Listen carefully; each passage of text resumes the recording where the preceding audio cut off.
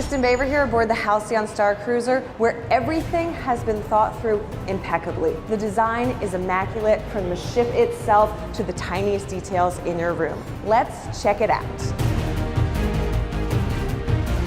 From the very beginning, we drew inspiration from all across Star Wars lore. I mean, even from what does the original ship, the Halcyon, want to be? We knew that it wanted to be a legacy ship that felt sort of the original trilogy, so we decided that it was going to be a Corellian-made ship, sort of like the Tantive 4, with actually a fairly similar silhouette. But then we wanted to add some sort of moments of a bit of sleekness to make it feel like a glamorous cruise liner. Wow.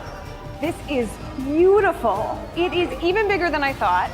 It's more exquisite. Look at that. Look at the size of this place. The team worked really hard at incorporating different elements of what makes Star Wars feel high-end, which is not something that typically guests have seen. Early stages of the project, working with Doug, Chang, and team, there is no better expert on how that looks and feels. When we think of what does high-end feel like in Star Wars, there was some great reference to pull from. For instance, we have, of course, Dryden Voss's yacht, First Light. That was such an inspiration. There was kind of a lot to pull from as well from Canto Bight, another kind of beautiful production scene that has these elements of Star Wars that maybe guests didn't realize at first what they were seeing, but now in the context of the Halcyon, now that they get to board, they're sort of a part of that echelon as well. So it was fun to kind of pull references from that, but still make the Halcyon Starcruiser feel like its own. One of the challenges with designing the Halcyon, it was a big shift.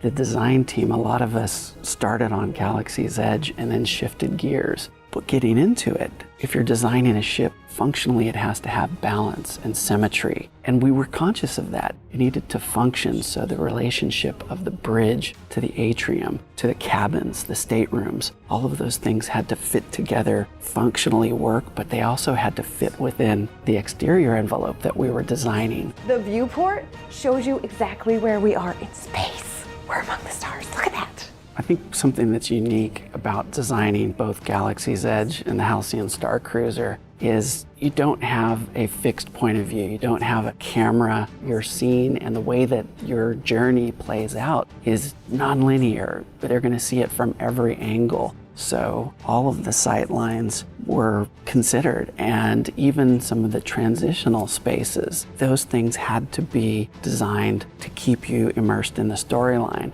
So we've taken the idea of a cinematic story and put you in there and hopefully delivered it in a way that lets fans live out their own Star Wars adventure.